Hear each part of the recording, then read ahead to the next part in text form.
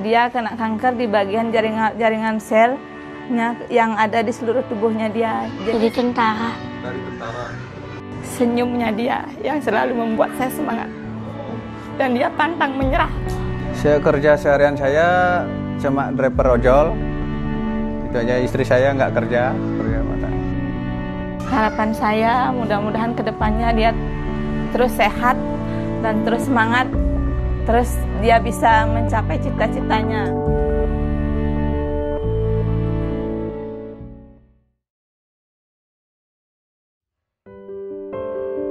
Kadek Rehan Diantara, bocah berusia 10 tahun ini kini semakin bisa tersenyum.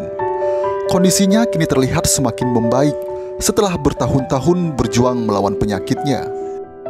Dulu, sejak dokter memvonis dirinya menderita kanker, hari-hari Rehan dihabiskan untuk berjuang melawan penyakit yang dideritanya. Dokter memvonis Rehan mengalami kanker Langerhans sel histiocytosis atau LCH sejak berusia 8 bulan.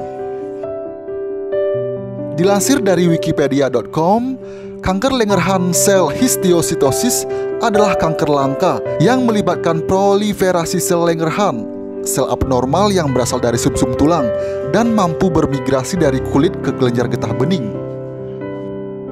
Gejala yang ditimbulkan dari kanker ini beberapa seperti terjadi pembengkakan pada tulang dan timbul ruam yang luas pada kulit, terutama kulit kepala. Sel kanker jenis ini biasanya menyerang anak-anak berusia antara 1 sampai dengan 15 tahun dengan puncak insiden antara 5 sampai 10 tahun dan pada orang dewasa bahkan lebih jarang. Selama kurang lebih 9 tahun berjuang melawan penyakitnya, orang tua Rehan selalu setia dan penuh kesabaran mendampingi maupun merawat putranya. Dan beberapa hari lalu, Mimin berkesempatan mengunjungi Rehan di tempat tinggalnya di Jalan Pulau Batanta, Denpasar. Selamat sore, Om Swastiastu. Perkenalan, nama saya Gede Netre, asal dari Singaraja, berdomisili di Denpasar, selaku orang tua Rehan yang mengidap kanker LCH dari usia 8 bulan sampai sekarang sudah kelas 5 SD. Awalnya dia mengalami gejala panas, demam tinggi, tapi tidak kejang. Lalu saya bawa ke salah satu dokter THT di seputaran Marlboro. Berselang berapa minggu dirujuk ke Rumah Sakit Indra. Akhirnya timbul benjolan di telinga, berdarah, menanah, lanjut ke mata benjolannya. Saya bawa ke Rumah Sakit Indra, dirujuk lagi langsung ke Sanglah. Sekian bulan diagnosa, dinyatakan kanker LCH, saran dokter kemoterapi. Ya, dari gejalanya 8 bulan, dari usia 8 bulan ya. Jenis penyakit sih cukup langka kata dokter. Kanker LCH ini Langerhans sel histiocytosis. Kalau kata dokternya dia bilang kanker jaringan sel. Dia kena kanker di bagian jaringan selnya yang ada di seluruh tubuhnya dia. Jadi setiap dia keluar benjolan dia seperti bisulan, cuma tidak ada ujungnya dia. Itu. Setiap mengeluarkan benjolan itu harus ditoreh atau enggak ada biopsi kecil buat memastikan lagi di dalam benjolan itu seperti lendir, kayak lendir lidah buaya yang baru dikupas, hampir sama seperti itu. Itu rutin dibersihkan sudah keluar seperti itu ya? Ya, rutin setiap saya bawa ke Sanglah harus ditoreh dia. Harus kemo itu gimana? Waktu kemo, pas apakah ada benjolan langsung kemo atau gimana? Ya, setiap keluar benjolan harus diantisipasi dulu sama dokternya, dilihat apakah benjolannya itu mengarah ke ganas atau tidak. Kalau memang tidak, kita cukup dengan kemoterapi.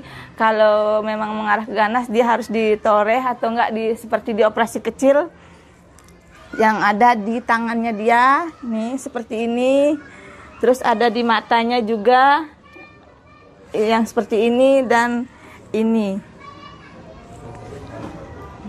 Yang paling rentan Bu, benjolan itu muncul di mana? Di kepala. Oh, di kepala ya. Ya, yang paling rentan di kepala.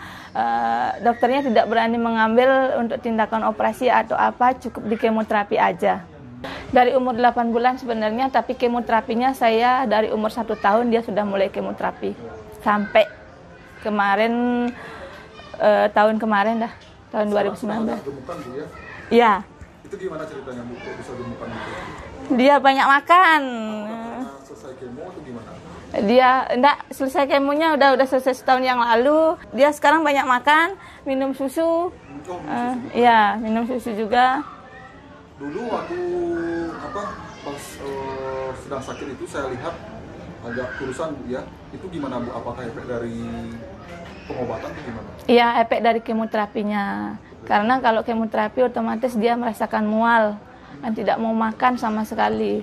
Apa yang dia makan tuh mesti keluar lagi, apalagi di saat dia menjalani kemoterapi.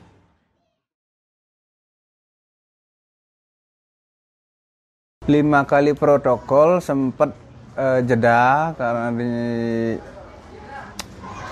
di hasil pemantauan dokter dikasih waktu 1 tahun 12 bulan untuk jeda kemoterapinya.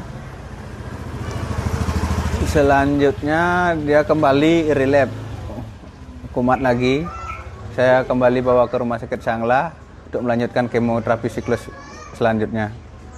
Dampaknya terhadap anak Bapak kemo itu apa nih? Oh ya, dampak dari kemoterapi ya sangat keras sekali. Dia mengalami gigi rontok rapuh, rambut udah jelas rontok dah. Astungkare, izin Tuhan, kondisinya bagus. Setelah mengalami kemoterapi hampir 4 tahun. Sampai sekarang udah hampir setahun dah berakhir pengobatannya. Cukup untuk check up rutin tiap bulan sekali. Kalau dinyatakan sembuh sekali belum rehannya, tapi dari setahun kemarin dia sudah tidak menjalani kemoterapi. Kalau kata dokternya sih 4 tahun, 5 tahun ke depan baru dia dinyatakan sembuh, itu pun kalau tidak ada keluhan apa-apa. Untuk sementara itu aktivitas biasa, dia belajar biasa, mengikuti pelajaran di sekolah, fisik normal. Sekarang kelas 5 SD. Ya, keadaan sakit ya, keadaan sakit. Saat masih dalam kondisi sakit, Rehan masih semangat untuk belajar. Rehan yang kini duduk di kelas 5 di salah satu sekolah dasar negeri di Kota Denpasar memiliki cita-cita yang luar biasa. Rehan, sekarang udah kelas berapa? Kelas 5. Kelas 5 ya. Cita-citanya apa sih kalau boleh tahu? Jadi tentara. Dari tentara. Selain itu? Suka main bola. Suka main bola juga. Kalau support banyak sekali dari teman-teman dia sekolah, dari keluarga, dari teman-teman semua yang mengenal dia, terutama teman-teman dia sekolah, guru-gurunya juga. Saya mengucapkan terima kasih sekali buat teman-temannya sama guru-gurunya yang sudah menerima anak saya, memberikan dia semangat. Senyumnya dia yang selalu membuat saya semangat. Dan dia pantang menyerah.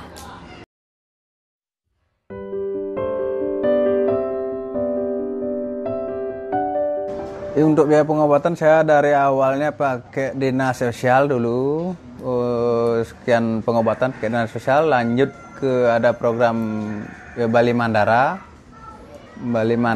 terus lanjut ke BPJS sekarang.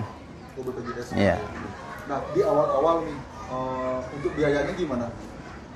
Berapa sih total biaya yang dihabiskan untuk kemo atau segala macamnya itu? Oh, nggak terhitung masalah biaya itu. Ini cuma untuk biaya bolak-balik aja.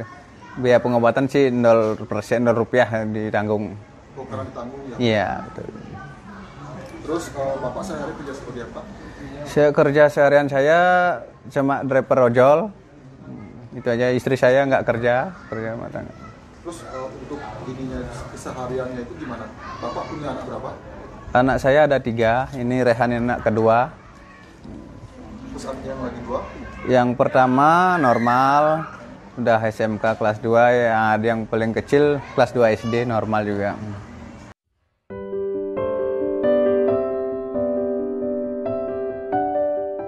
Harapan saya mudah-mudahan ke depannya dia terus sehat dan terus semangat, terus dia bisa mencapai cita-citanya. Harapan saya untuk anak saya ini Rehan tetap sehat, kuat jalani hidupnya.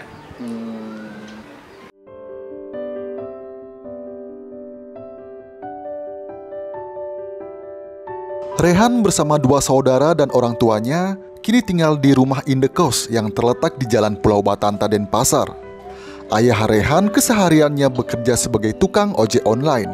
Sementara ibu Rehan yang dulu membuka usaha laundry kini ditutup karena ingin fokus merawat Rehan.